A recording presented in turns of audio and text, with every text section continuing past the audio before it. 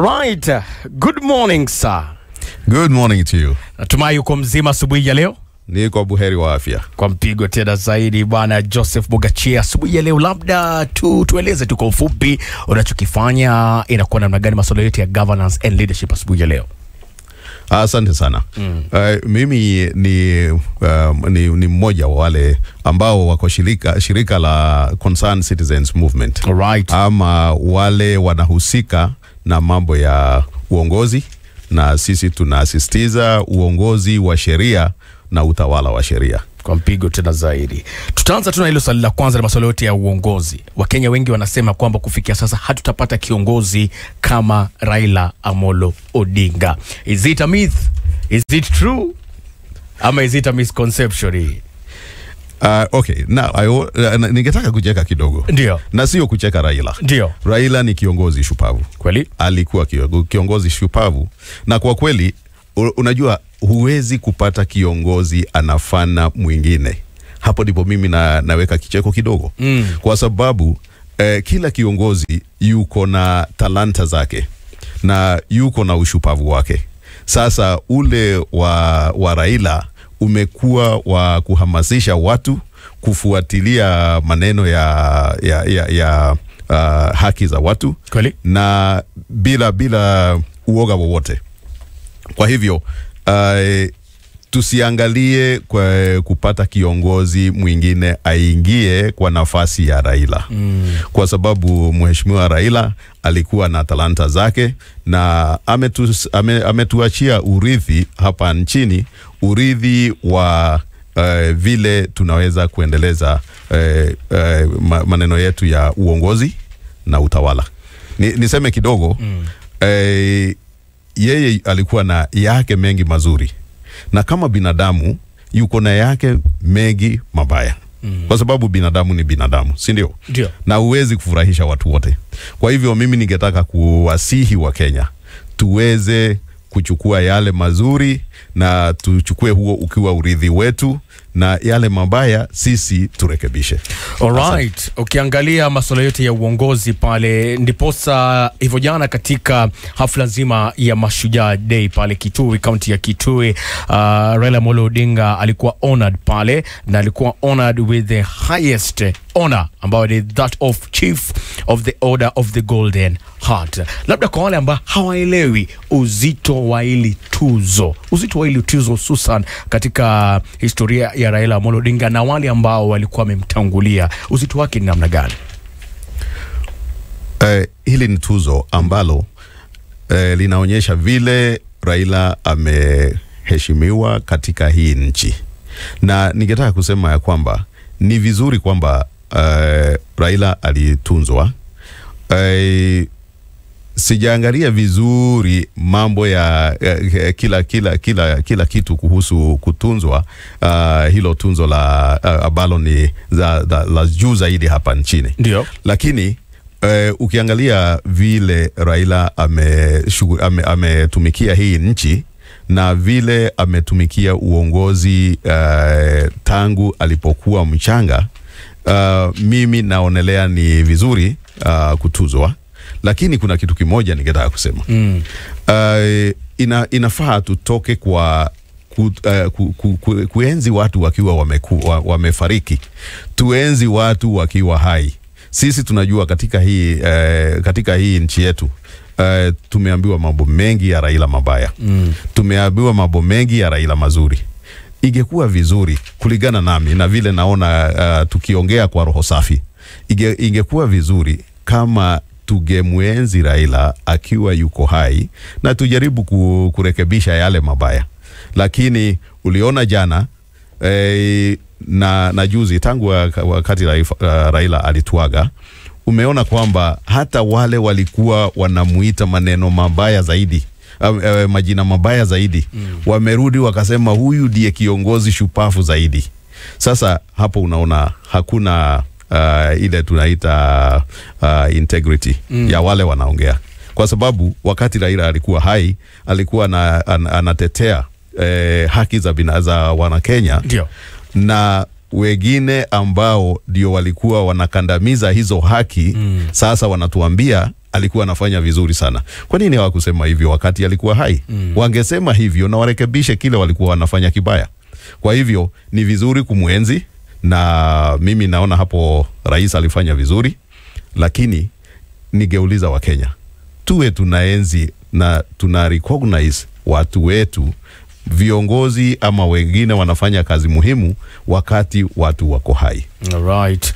Labda tukiangalia katika masuala yote ya siasa kufikia sasa, manake pengo kubwa limeachwa hususan katika ulingo wa siasa. Kufikia sasa, je, tutaona kwamba kutakuwa na mabadiliko katika masuala yote ya kisiasa vile inavyofanywa? Manake ukiangalia wakati wa Raila Amolo Odinga ilikuwa ni siasa la vuguvugu, ilikuwa ni shika ni kushike, mshindo. Je, kufikia sasa kutakuwa na mabadiliko ya jinsi siasa itakavyokuwa inapigwa katika taifa la Kenya? Mabadiliko lazima yatakuweko. Na ni kwa sababu kama vile nilisema, Raila alikuwa na talanta zake za kuhamasisha watu na bila uoga wowote. Sasa kile tunaona ni kwamba kwanza kutakuwa na msukumano, watu wakijaribu, viongozi wakijaribu kuona ni nani atachukua nafasi ile Raila alikuwa nayo. Na kama tushaona hivyo tayari, na ilianza hata wakati Raila hakuwa ameaga, kwa sababu watu walikuwa wanaona mzee ameendelea na miaka, na kuna ile kitu ile tunaita succession. Kwa hivyo succession ilianza hapo mbeleni. Na ndipo tumeona watu wengi sana hususan huko Nyanza, na hususan Luo Nyanza, tumeona viongozi wakijitokeza, na kila mmoja wale wako mbele anataka kuwa yeye atachukua hicho kiti, ama hiyo vacuum imeachwa na mheshimiwa Raila. Sasa tutaona watu wakiendelea kung'ang'ana kupata hiyo nafasi. Kile tunahitaji kujua kama wananchi ni kwamba nchi haiwezi kuwa bila viongozi. Lazima nchi iwe na viongozi. Kwa hivyo tunahitaji tuangalie vizuri, tuone tukianzia na huko Nyanza, kwa sababu Raila alikuwa kiongozi, kwanza kabisa ni kiongozi ya Nyanza, alafu ni kiongozi wa nchi nzima, pia ni kiongozi wa Afrika. Na kuanzia huko Nyanza ni vizuri raia waangalie, waone nani ni kiongozi gani wale wako ambaye anaweza kuwahudumia vizuri. Ni kiongozi gani anaweza kutetea haki za Wakenya bila uoga. Inaweza kuwa ni tofauti na vile Raila alikuwa anafanya, lakini lazima sisi sote tuangalie kiongozi ambaye hana uoga. Lakini ukiangalia kufikia sasa, je, kulikuwa na mipango yoyote labda ya kuachia, ama kulikuwa na succession plan katika chama cha ODM?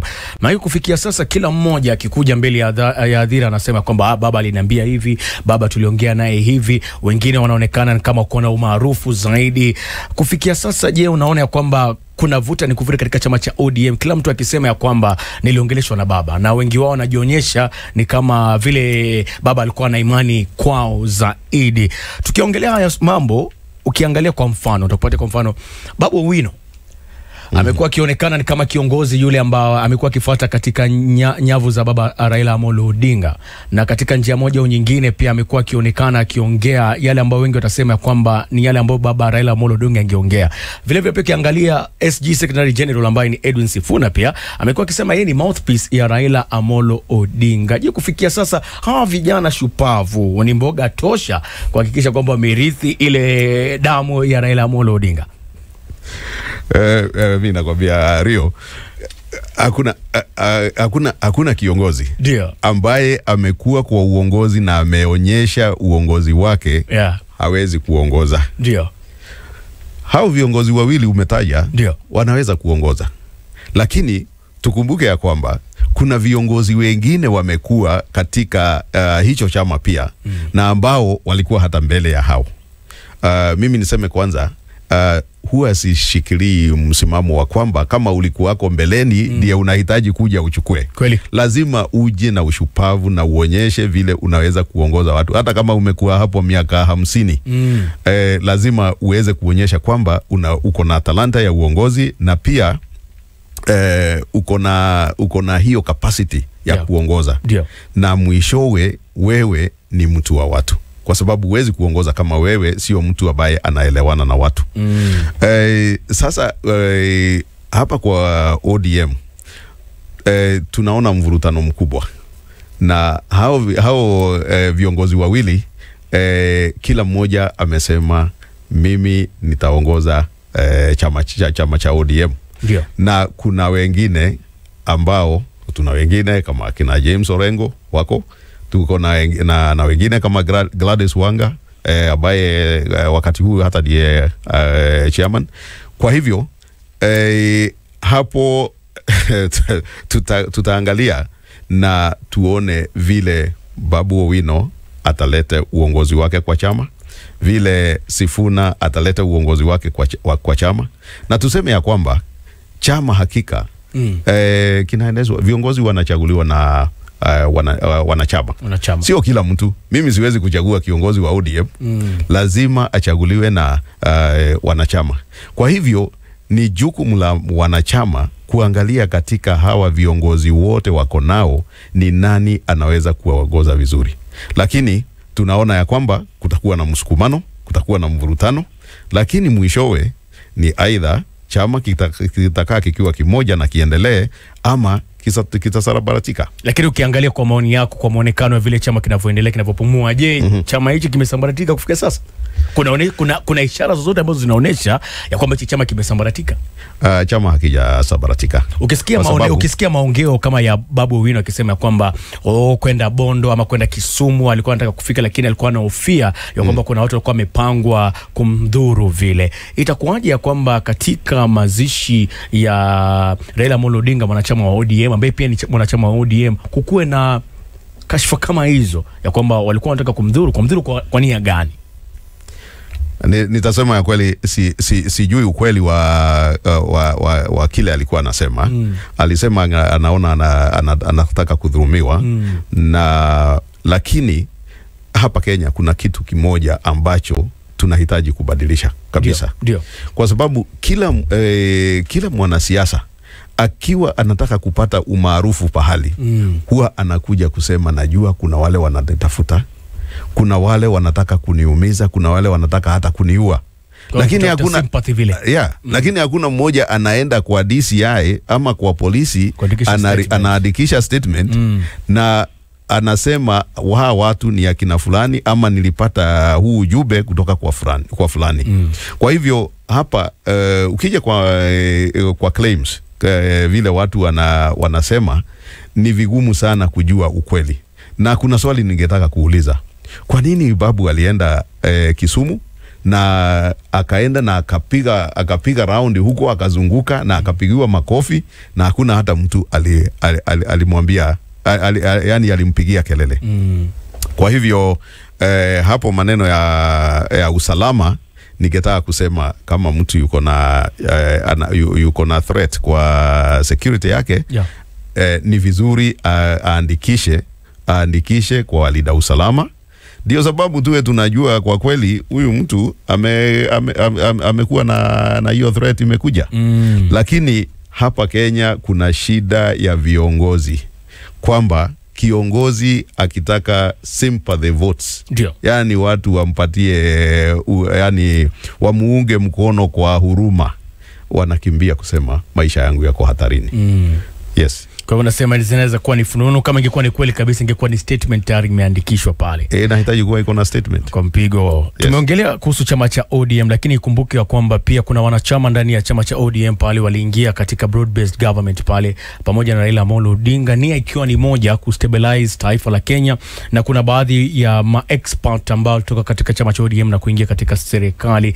Kufikia sasa, labda katika ile broad based government pigo lipo namna gani? Na je, kusonga mbele tutaona mabadiliko kwa wale expert ama watazidi kubaki pale ndani tu? Hiyo mimi nikiangalia na nikiangalia vile hao waliingia kwa serikali. Ndio.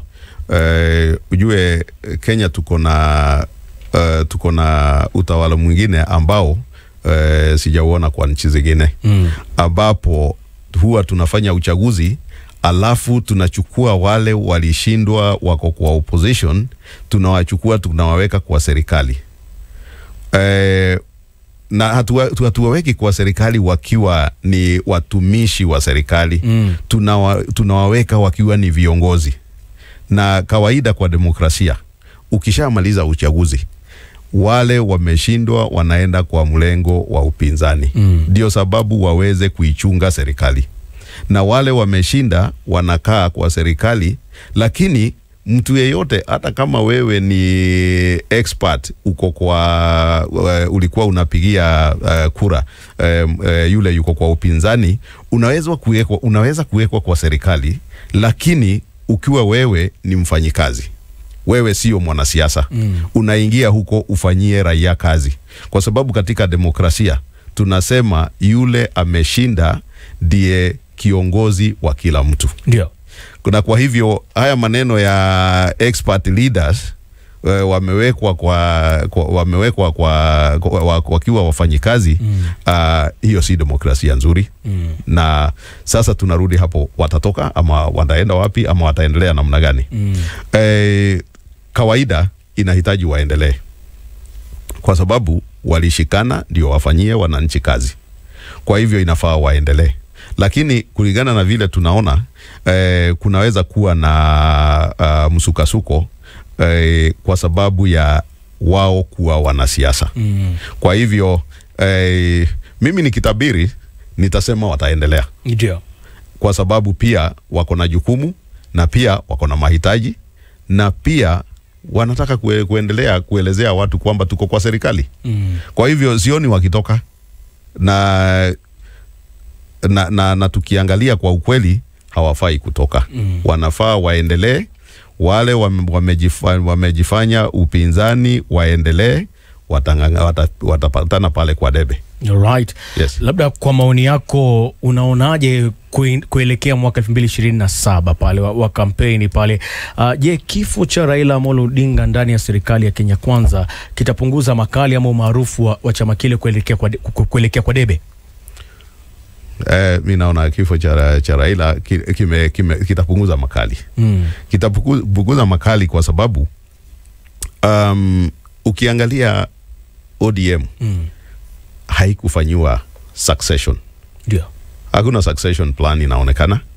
Na hata wale tunapekua mambo ya vyama, hatujaona succession plan. Ndio. Yaani ya vile nani atachukua uongozi, ama uongozi utatoka kwa yule kwa Raila uende kwa mwingine namna gani.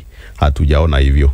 Na mimi nasema ndio sababu tukiangalia tunaona uongozi sasa temporarily umetoka kwa Raila umeenda kwa ndugu yake. Ndio. Na ndugu yake ni ndugu yake yule mkuu. Kwa hivyo Oburu Odinga. Ndio. Kwa hivyo ukiangalia katika utawala wa mashirika, huo uongozi ungeenda kwa mtu mwingine ambaye yuko na ujasiri na yuko na nguvu na za kuendeleza chama. Ndio. Sasa hapo inakuambia succession haikupangwa. Kwa hivyo tunaona sasa tunabakisha less than 2 years, chini ya miaka miwili, tuende uchaguzi. Na kuondoka kwa kiongozi kama Raila Odinga ni pigo kubwa sana kwa chama. Kwa hivyo kabla wachukue muda kujipanga, inaonekana watakuwa na shida za nguvu ya chama. Chama kitapoteza nguvu. Lakini umesema kwamba labda kulikuwa kuna mipango ya succession pale, lakini tukimsikia Rais William Samoei Ruto kwa kauli zake akisema kwamba sitakubali ODM ikufe ama irudi upinzani. Mambo ni mawili, it will either form the next government or be part of the next government. Vile vile ukiangalia jana, ambayo ilikuwa tarehe 20 Oktoba, Governor Arati alikuwa ameinvite President William Ruto ndani ya chama cha ODM pale, akisema kwamba ifikapo mwaka 2027 basi watampatia tiketi ya urais kupitia chama cha ODM. Je, kuna uwezekano kama hayo ama uwezekano mkubwa kama huo pale ambapo tutamwona kwamba Rais William Samoei Ruto anaacha chama cha UDA na anajiunga na chama cha ODM? Kumbuka kwamba kuna wakati mmoja ambapo Rais William Ruto pia aliunda chama cha ODM. Je, kuna uwezekano kama huo labda? Pale nitacheka kweli bwana.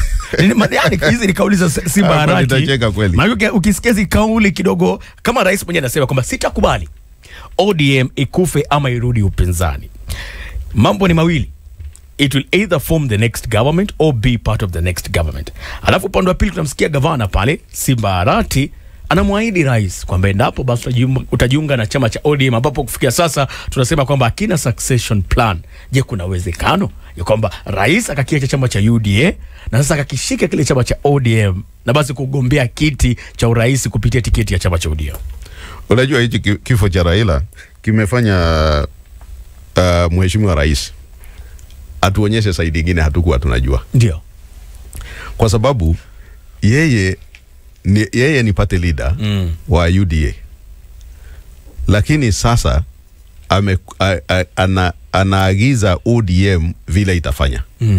Unajua hapo tunakosa kuona mwelekeo wa ODM ni gani.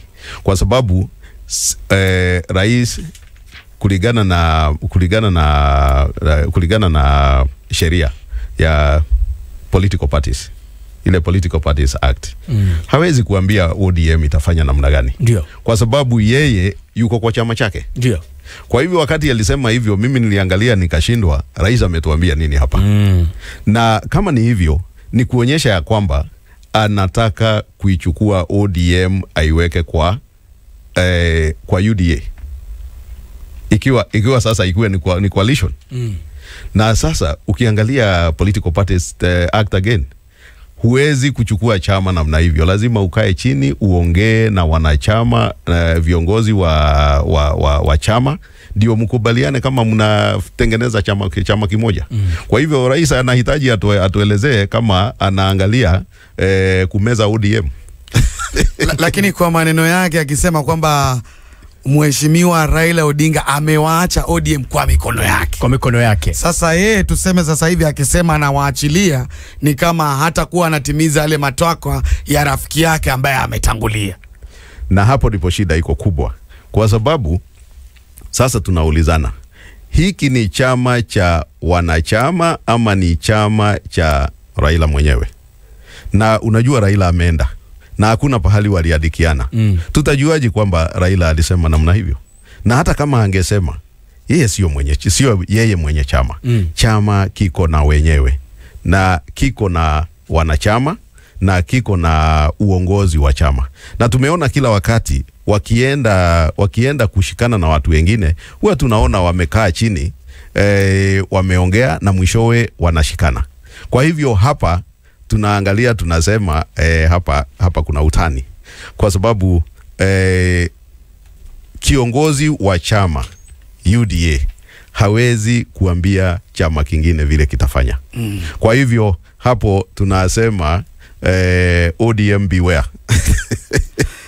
Na sasa hivi Mheshimiwa Rais William Ruto, baada ya kwamba Mheshimiwa Raila Odinga ameshatangulia, tunaelekea uchaguzi wa 2027.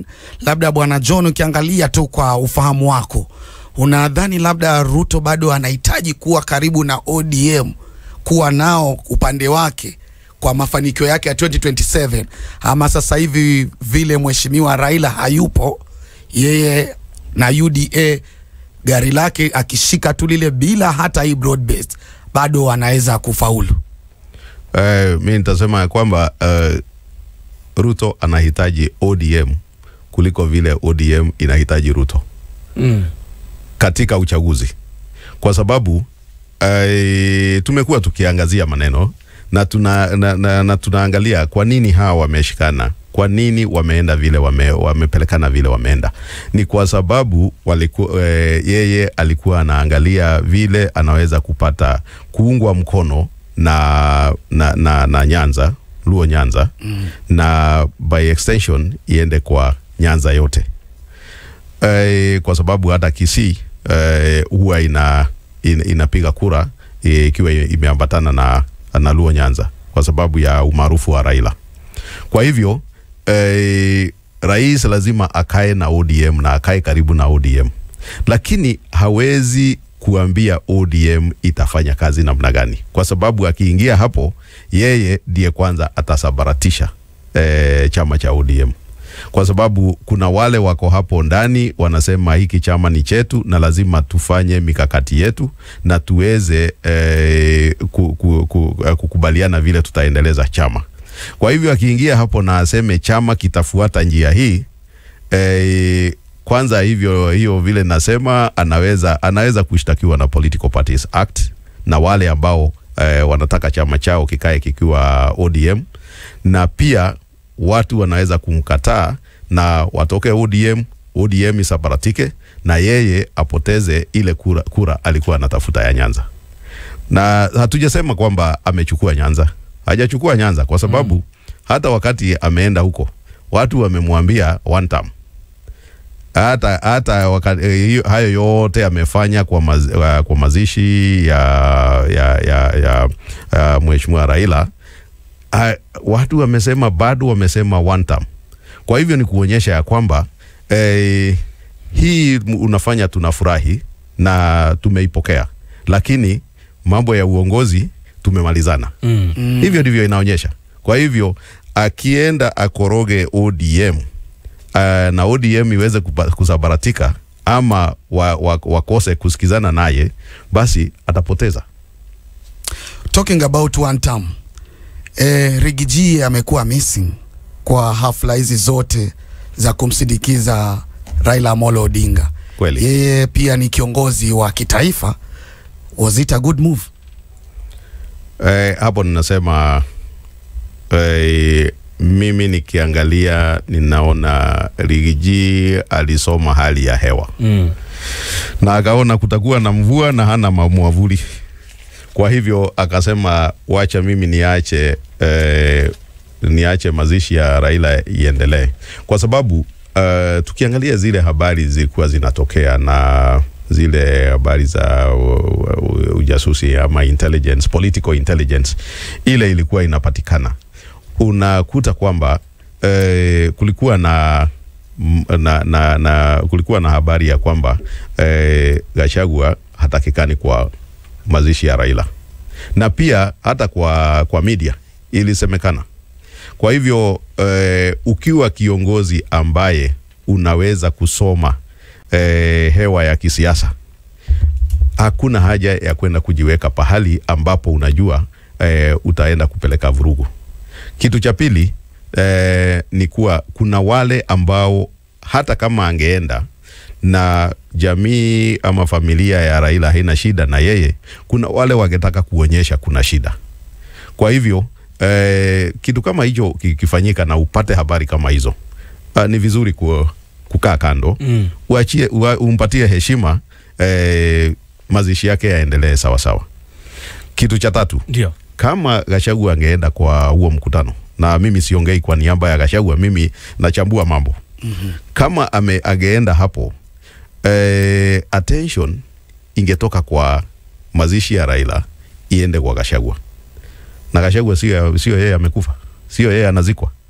Kwa hivyo mimi nikiangalia naona Gachagua alifanya vizuri. Hivi Gachagua, hiyo attention ingetoka kwa umaarufu wake ama ingetoka kwa kejeli, ingetoka katika njia gani? Ingetoka kwa sababu wakati huu watu wanaangalia Gachagua, wanaona ni mtu ambaye anafichua mambo ya serikali. Hii serikali tuko nayo, na kuna mambo mengi, kuna vitu vingi watu wamekuwa wakiuliza. Wanauliza pesa yetu inaenda wapi, wanauliza kwa nini huduma hazifanyiki. Gachagua anakuja anasema hii pesa ilienda huku, hii iliibiwa ikaenda huku. Kwa hivyo watu wanamwangalia na wanaona ni mtu anawasaidia na habari za kukagua serikali, kuangalia serikali vile inaendelea na kwa nini watu hawapati huduma, kwa nini watu wanauawa. Gachagua amekuja ameongea mambo mengi. Kwa hivyo watu wanampenda kwa sababu anawapatia hiyo habari. Kitu cha pili, wakati Gachagua alitolewa akawa impeached, mimi ningefikiri kwamba after impeachment wakiachana na yeye, kwa sababu ukishagoga mtu ngumi ameanguka chini, kwa nini uendelee kumkanyanga? Hakuna haja. Sasa watu wanampatia sympathy support, kwa sababu sasa ndio kwa Kiingereza ni ile tunasema yeye ni underdog. Na kawaida huwa unashikilia sana the underdog. Kwa hivyo ukiangalia haya maneno yote, kama angeenda huko na vile kulikuwa kumesemekana hatakikani, basi attention ingetoka kwa mazishi iende kwa Gachagua.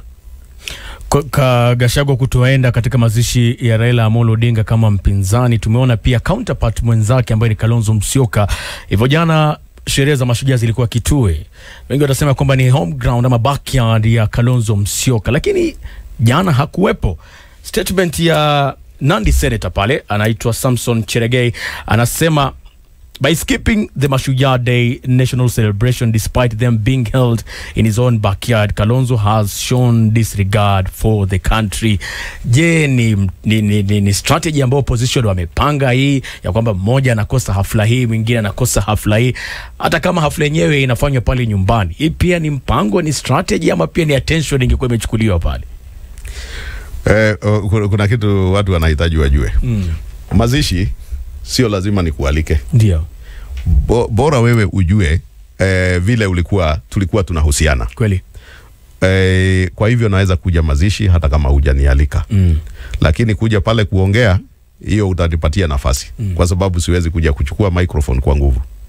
Kwa hivyo mazishi unaweza kusema mtu alichagua kukosa kwenda. Ndio. Lakini hafla ya nchi kama ya mashujaa inakuwa na specific invitation. Sasa ningetaka kuuliza, Kalonzo alipatiwa kadi? Alikuwa ameitwa?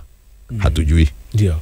Na hapo ndipo huwa tunasema ni vibaya kukata kauli na unasema huyu mtu amekosea. Kwa sababu hujui ni kwa nini hajaenda hayo mazishi, hajaenda hiyo hafla. Kwa hivyo bwana John, labda nikukati, invitation huwa ni kwa viongozi, juu wale wa Kenya wengine wote huwa wamealikwa. Nadhani ni hafla ya kitaifa kwamba wewe kama Mkenya na shughuli ya Kikenya unaruhusiwa tu kwenda, ama bila ile kadi unadhani Mheshimiwa Kalonzo angezuiliwa asiingie? Kando na hapo, ukumbuke kwamba Kalonzo Musyoka alikuwa ni vice president wa taifa la Kenya, kwa hivyo akona hadhi fulani vile, title fulani vile. Correct. Tuko pamoja. Viongozi wanaalikwa. Kalonzo ni kiongozi wa upinzani, na hata Raila alikuwa anatumiwa kadi akiwa kiongozi wa upinzani. Kiongozi hatakikani kwenda kujisukumia pahali. Ukienda kujisukumia pahali, uende ukijua umeenda vita. Lakini kama wewe uko na nia njema, unahitaji kunitumia kadi. Sasa imagine, ufikirie tu Kalonzo akiwa kwa gate anasukumana na watu kuingia, hata hajui anaenda kukaa wapi. Kiongozi hawezi kufanya namna hivyo. Na ni vizuri tuwe na heshima kwa viongozi wetu. Mimi nitakuelezea kwa sababu nimekuwa kwa hii kazi kwa muda mrefu. Kama mtu hataki uende sherehe ya nchi na wewe ni kiongozi, ama wewe ni mtu maarufu ambaye yuko na wafuasi na wafuasi, anakunyima hiyo kadi. Kwa hivyo sijui kama Kalonzo alikuwa amepatiwa kadi, lakini kama hakupatiwa, hana budi kwenda.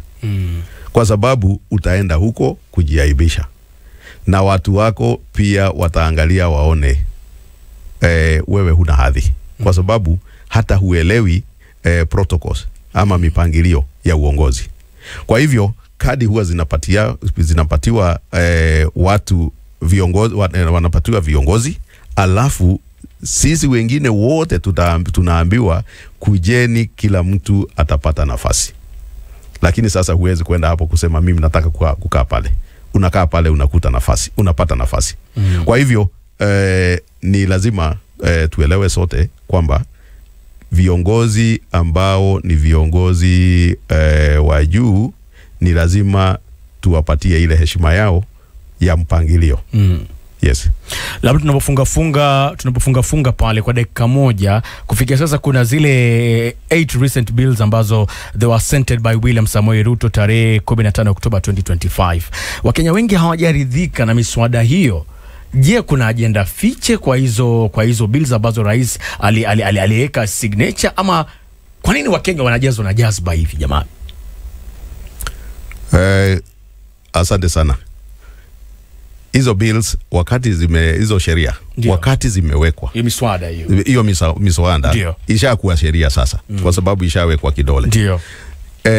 Ziliwekwa kwa wakati ambao unaangalia, unaona kuna kitu kimefichwa. Na pia ukiangalia bill mbili specifically, moja ya kuuza mashirika ya serikali, ndio, mashirika ya umma, na pili ya mambo ya habari za mitandao. Ukiangalia hizo sheria mbili ni mbaya kwa maendeleo ya hii nchi. Na unauliza kwa nini zikawekwa kidole wakati Raila alipokufa? Kwa sababu hatungekuwa na wakati wa kuziangalia. Lakini kama diversion vile labda. Yes. Ni hiyo tunaona sio diversion, ni kuficha. Okay. Ni kuficha kwa sababu kifo kilikuweko, walijua kiko, lakini wakasaini hiyo. Sasa vile tunasema ni kwamba all is not lost. Hata kama hizo bills zimekuwa signed into law, bado Wakenya tunaweza kwenda kotini, na tutaenda kotini na tuseme hiyo sheria ni mbaya, it is unconstitutional, haiambatani na katiba. Right. Kwa hivyo hiyo it is not done until it's done. Kwa mpigo tena zaidi, anaitwa Bwana Joseph Mugachia asubuhi ya leo, governance and leadership expert. Shukran sana kwa muda wako asubuhi ya leo, na tunatumai kwamba mambo yataenda yakiendelea kubadilika, tutapata muda wa kutosha tupate kujadili mengi na zaidi. Asante sana. Shukran sana. Upande wa pili Erastus Kibon na habari za sasa.